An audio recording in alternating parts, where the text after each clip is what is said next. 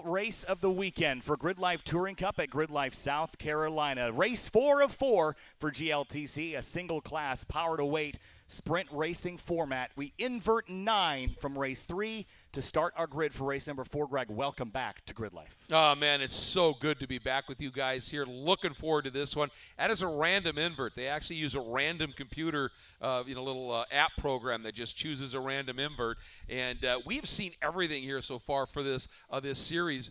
Kyle, yesterday we had the first race, pretty warm out. This morning, second race, nice and cool, really fast. Third race, absolute deluge. And now, sunny but brutally windy. These drivers have been dealing with an awful lot as we get ready to go to wrap this one up. GRIDLIFE's coverage is powered by Hyundai N, Never Just Drive, and Falcon, the official tire of GRIDLIFE Track Battle. And Cerise is standing trackside with another FCP Euro pit and paddock report. All right, guys, we're going to make this quick because they're ready to roll. GLTC is always exciting. Paul, you really brought the drama last round. Phenomenal. Really well done. What is your strategy this round to keep ahead of him now that it's inverted? We just have to go to the front as far as we can. Should be able to salvage a third place for the weekend. Jeremy's one of the best there is. We had an awesome race last race. Race clean. We're friends off track, on track, and just can't wait to do it again. All right, guys, the vet boys are out there. Let's see what you got. Good luck. Good luck, guys. You know, she brought up a really good point that they're really good friends out there, when she was talking to him, because as he was getting passed for the win, you could see Jeremy stick a thumbs up out to his buddy as he went by him. And that says an awful lot about, one, these competitors, but two, how this series really promotes that level of respect amongst all the drivers. And this one is going to be spectacular. Joel Morrison's going to start up front. And some of the guys up there have been quick. And if James Houghton, who struggled with monster visibility issues because of a foggy windshield in that rain race, he's now going to be starting up in third. And he's got speed. When that car's working right, he's fast. This is going to be a fun one. Let's take a quick look at our Hyundai N track preview and get a look at this 2.3-mile, 14-turn circuit. One more time on the broadcast here, Greg. Yeah. This will wrap up the broadcast for the weekend, so thanks for being with us. Here's a look, 2.3 miles. It all starts with that run down towards turn 1. It's been critical, Greg. The leader gets to choose the lane. Morrison's almost always going to choose the inside lane here to kick things off. Yeah, because one, you can protect. Two, it gives you a better run out if you get a little bit of a jump at the start, and he might be able to do just that. And then this track doesn't have any massive, elevation changes, but it's got, as Tom O'Gorman likes to say, lots of texture to it, and you've got to be on it. And this section here, 4, 5, 6, 7, a section of great patience and huge importance because it launches you down this second longest fast section of the track down into turn 8. Then out of turn 9, you're on throttle now. North of 120 miles an hour into turn 10. It's a quick kink to the right and then a great passing opportunity at turn 11, but a trouble opportunity as well. We've seen a lot of drivers just overshooting in that area, or they turn in and the back end starts to come around. You got to get through that smoothly. You need to flick as far left as you can. Early turn into 12 because the radius opens up as soon as you get through the apex at 12, and you got to feed it throttle all the way down to 14. So with that 9-car inversion, that means that our pole sitter for this race was 9th at the end of race 3. It is Joel Morrison in the number 71 alongside Andrew Rains with the Birmingham Road and Race number 98 on the outside of the first row. As we said, James Houghton in the number 41 front-wheel drive machine will start third. Fourth in the big Corvette, Luke McGrew. Row 3, Ronnie Vidok, the number 99 DC Sports Integra. 18-year-old Matan Rosenberg starts 6th in the 44. Row number 4, inside the 90 of Matt Walbaum and Jeremy Swenson, the point leader, and two-time winner already this weekend, outside. Paul Curley starts 9th in the number 45 alongside Ryan Power in his first GLTC weekend in 10th. Starting 11th, the 159 of Joshua Rubenstein, and in 12th, the 11 of John Kozlow. 13th place, Scott Robertson has a top 10 so far this weekend. Carlos Mendez starting 14th in the 14 car. Starting in the 15th spot is the 17 of Tony Marchev, starting 16th. Really good run this weekend for Lena Chin in the 917. Zach Lavoie starts 17th in the number 42. Justin Thompson 18th in the 106 car.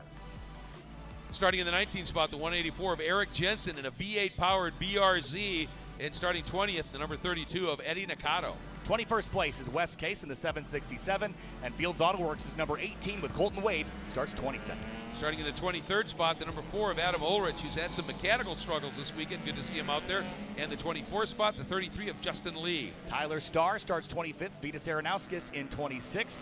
And there's a couple more rows of drivers, Swindle, Funston, Kramer, Geiger, Bob Ross, Carter Hollis, Robert McDaniels, Di Wynn, Gary Wimble, Clayton Fitzpatrick, and Jacob Poole rounding out your 37-car grid for this last race of the weekend. The final corner, the final race. Here we go. Time to go racing, 12 to 15-minute sprint. Here we go. Green flag flies in GRIDLIFE Touring Cup race number 4 at Carolina Motorsports Park. A great launch by Morrison into turn 1. He's almost clear of the 98, who slips wide. Here comes Houghton for second. Houghton thinks about that move. Now can he get it done? No, at this point he has to tuck back in again. But Morrison doing what he really needed to do, and he just timed that start beautifully and got a nose ahead. And now leads up into turn 4. Vidoc under fire here. To the outside goes Rosenberg into turn 5. He's going to have 2-3 right-handers. Big slip from Houghton here. And for the lead, here comes Andrew Raines to the inside of Morrison, who slips at turn 6. And Raines takes the lead as they head out of 7. And that may have slowed Morrison up enough. Yeah, here comes Houghton. Houghton might get overlap down into turn number 8. And this is the first time we've seen that happen. But he's firmly established there. So Morrison has to open that up. That's going to slow him down. And let's see how they pop out of turn 9. Houghton's through. Raines leads the field down into the kink for the first time. He has never led a GLTC race until now. Houghton second, Morrison third, then Luke McGrew fourth, battling Vidoc, and Rosenberg's in that mix as well. Yeah, Vidoc was kind of in a vet sandwich there, and there was some overlap. Let's see what happens. McGrew is through, and look at that. Rosenberg stayed through the kink. Sideways behind him, kicking out the rear tires there as he chases the 99 and Rosenberg. Oh, he spins! The 44 slips, and the 99 has gotten into Matan. Rosenberg sends him sideways as now Waldbaum, and here comes one of the new drivers, the 11, into the mix. Yeah, that's John Kozlow, local driver, making his debut in the championship, showing some track knowledge there and jumping on that opportunity. Little slip there for Vidoc. It spun the 484 out. Waldbaum looking for some grip somewhere. There's Lena Chin side by side with Lavoie, and a kick up of dirt as they come across the stripe, but Raines leads by 2/10 over James Houghton. And you know what? So close. Look at this sprint. Oh, it's incredibly close, and it's so windy. It's so gusty out there. Other than the vets, these are some fairly lightweight cars, and they are going to be feeling this wind, whether it's head or tail wind, but even worse, a gust at the right time when you're on the limit going into a turn. It can unsettle things. Andrew Raines has an advantage, but it's not much. A car length, maybe 2. Morrison has Luke McGrew, the race 4 winner from Circuit of the Americas, right behind him. And then Curley has crept up into 5th, past Jeremy Swenson in 6th place. Well, I think that little loose moment there for Swenson opened up some opportunity. And obviously, Curley going to take advantage of it here. Then Kozlow, Vidoc, Mendez, and Rubenstein up into the top 10. Down the back straightaway, here comes Houghton powering around the outside of the Unit 2 Acura TSX. Is he alongside? I think he is. Side by side into turn number 11. Here they go into turn number 11. Side by side, Houghton's got overlap. Raines side by side still. Oh, so close. There was enough room for those cars in a piece of paper. They're still side by side. And this should give the advantage to Houghton because he's got that wider line, but Raines finding a little bit of an edge on the inside there briefly. They're still side by side, Kyle. Towards turn 14, Houghton clears Andrew Raines. He has to tuck back in. Morrison closes back in for second place, but James Houghton takes the lead away as we approach lap number 3. And there was pure evidence that that outside run through 12 and 13, if you've got somebody pinned to the inside, is going to benefit you right there. And knowing Houghton, he may have been thinking about that all the way through. And I think I just saw Curley making a move on McGrew. This is for the top 5. 3 Corvettes on top of each other through turn 2 now. So Curley has Swenson behind him. McGrew has his mirror absolutely packed full of Corvette power now. Look at the top 6 all on top of each other heading through 4, 5, and 6. Yeah, then 6th and back, or 7th and back, Kozlow, Vidoc, Mendez, and Chin. But this battle at the front, 6 cars. I got to use one of my favorite phrases. They're covered by the proverbial blanket. Nakado and Scott Robertson continuing to do battle. They have battled several times like that today. And Robertson, I think, is slipped back behind him as Rubenstein now tucks in back. There's Eric Jensen, Adam Ulrich, and Justin Lee. And then Colton Wade is right in the mix as well, that new Fields Auto Works number 18. Yeah, and Zach Lavoie up 3 spots in the opening lap as well. There you can see Luke McGrew showing the nose to Morrison. He couldn't quite get it done there, but boy, this is fun stuff. Into turn number 11. Now McGrew closes, but he's got Curley breathing down his neck. Raines is losing some pace in comparison to Houghton, but everyone's got to stay on throttle because we've seen that 41 have some reliability issues in the past. Will it make it to the checkered flag in this one? Oh, and look at this. McGrew thinking, I'm going to try and go around the outside, and Morrison wise to that. Now McGrew's going to try and square up and come underneath, and Curley getting a huge run. Oh, we've got a big move here by Curley. He's got overlap. Side by side, it's so tight down there at 14. Now he's on the wrong side of the road for the first corner. That's a left-hander, but if he can stay alongside, McGrew will have to lift and brake a little earlier to maintain that inside groove into turn 1. If Curley can make a pass around the outside, that would be unbelievable. He sticks it up around there at turn 1. And that means McGrew's got to give him the lane. They're still side by side. It's not done yet. Finally, McGrew able to lock that position back in, but what an attack by Curley. And Swenson is right there, ready to pick up the pieces if it shatters. Into turn 4, up the hill now. Morrison, he's doing a fantastic job clinging to third place here, but a little bit of a slip, and McGrew senses weakness. Here he comes. Tries to get to the inside of the S2000, but can't do it. Just can't quite make it work now. Let's see if he's got enough to make anything happen down into turn 8. And Morrison got out of turn 7 nicely and is able to stabilize things just a little bit. But I'll tell you what, every time Morrison looks in his mirrors, you got 2 Corvettes side by side. He must be thinking, how is that thing even bigger?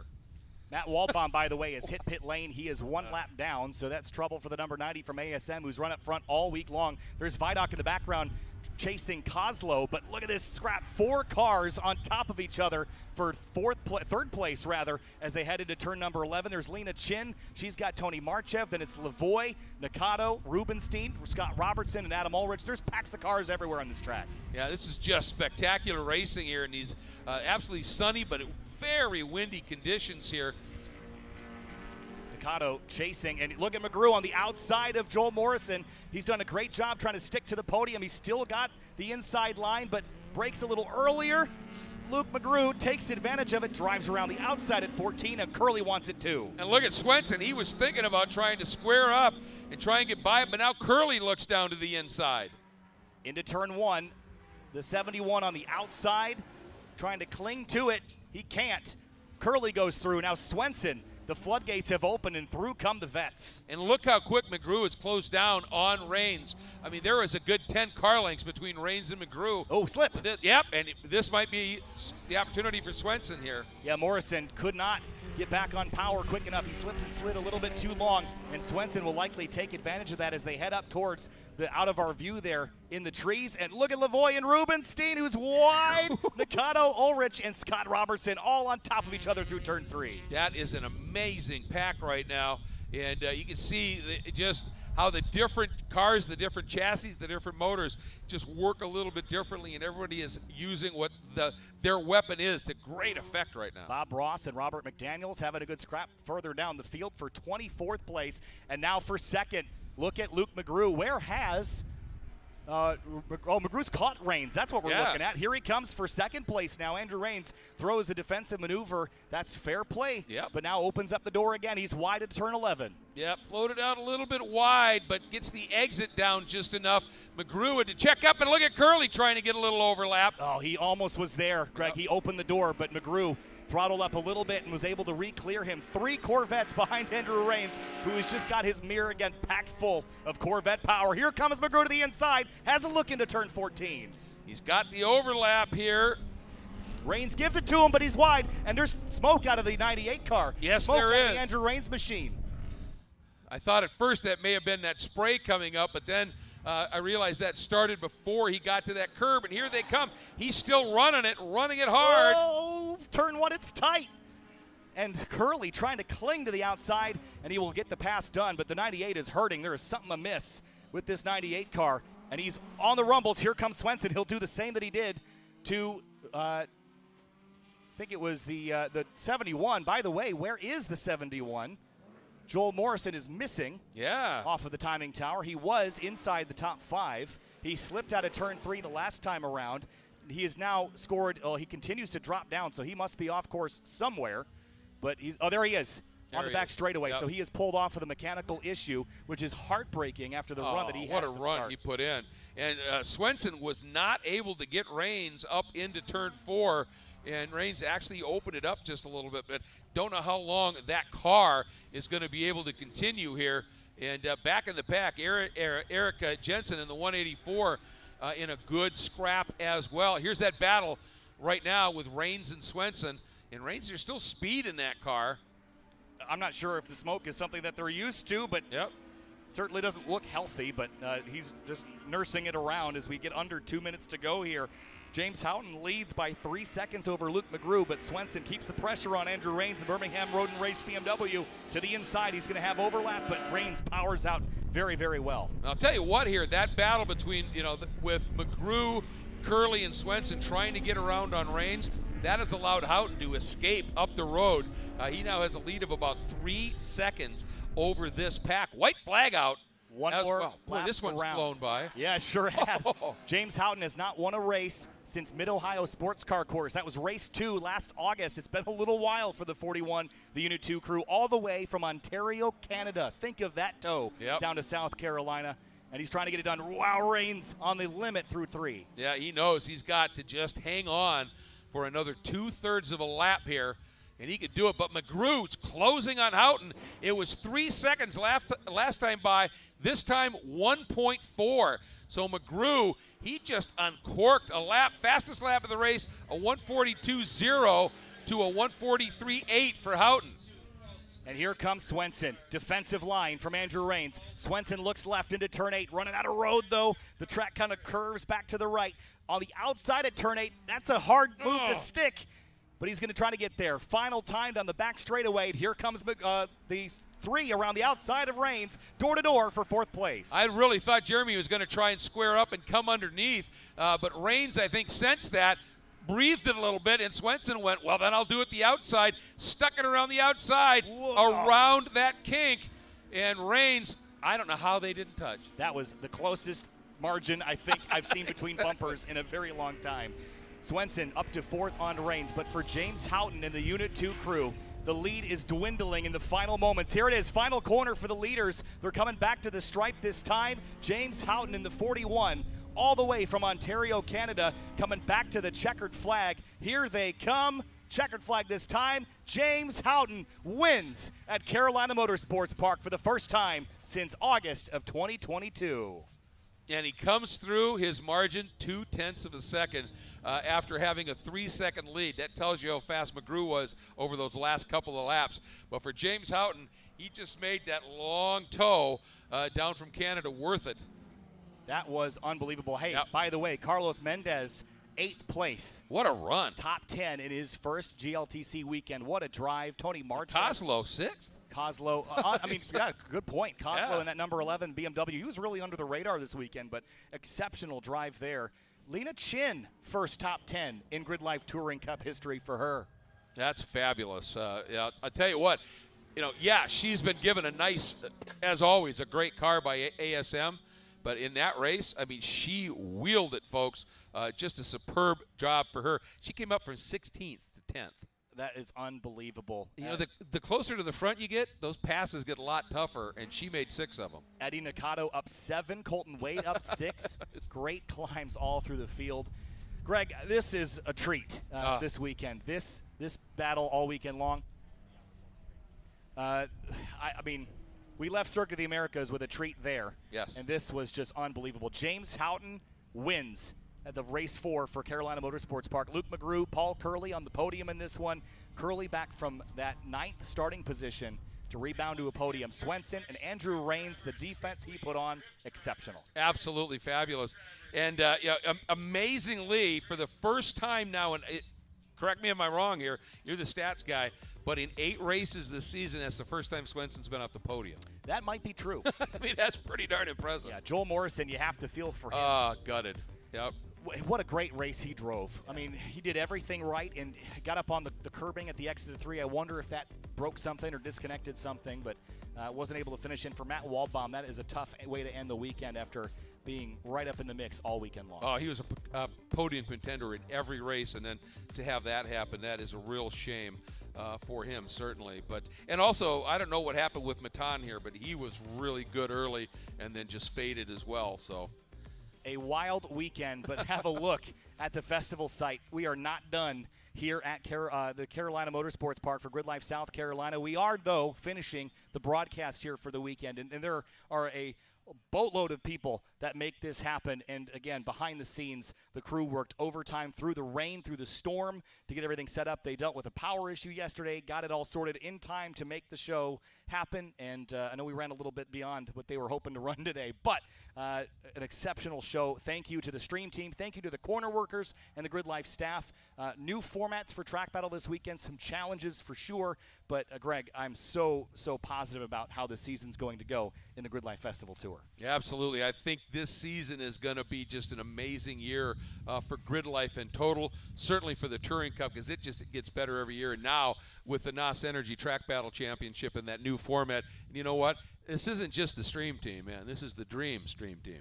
They crush it. I mean, they're coming into places that they've never been before to put on a show that is unlike any other in grassroots racing, Greg. This is, amateur road racing and amateur time attack, but the drivers are anything but.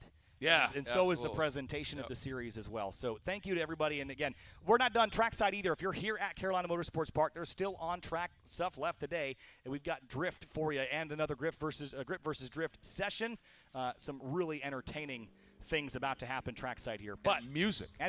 That kicks off very shortly. And our podium celebration, where we're going to crown our victors for the weekend. But Greg, thank you so much for being here. This has been a blast. Absolute pleasure, man. Yeah. And we get to do it all over again in a month. Yeah, at the Glen. Watkins Glen. You're home. I cannot wait to go back. Watkins Glen International, GridLife at the Glen, April 28th through 30th. That's the next time you'll see a GridLife broadcast. If you'd like to know more, grid.life/live. If you'd like to learn more about the series, grid.life. You can still get tickets to the events as a spectator and as a driver, so check it out on the website. Greg, thanks so much for being here. I'm Kyle Heyer alongside Greg Creamer. We'll see you in the hills of upstate New York, the tip of Seneca Lake at Watkins Glen in a couple of months, or a couple of weeks, rather. Yeah, exactly. Almost there. We'll see you then.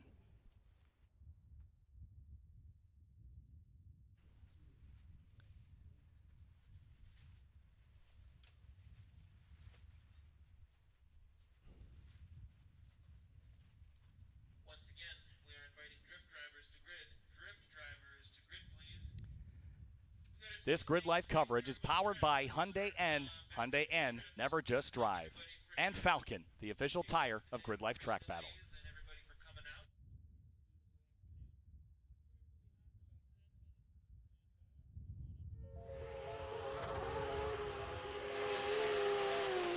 For those who demand winning performance on the track, off-road, and everywhere in between, Falcon has you covered. Falcon Tires, delivering exceptional performance to exceptional drivers since 1983.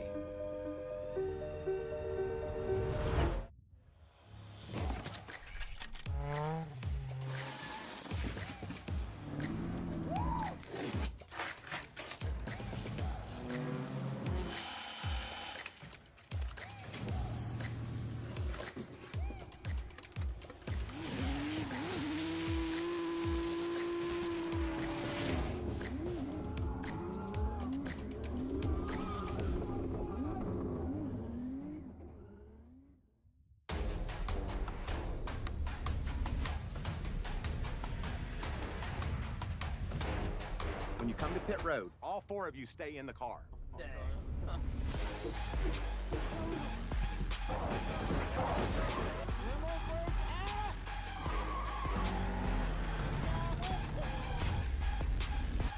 that fire truck.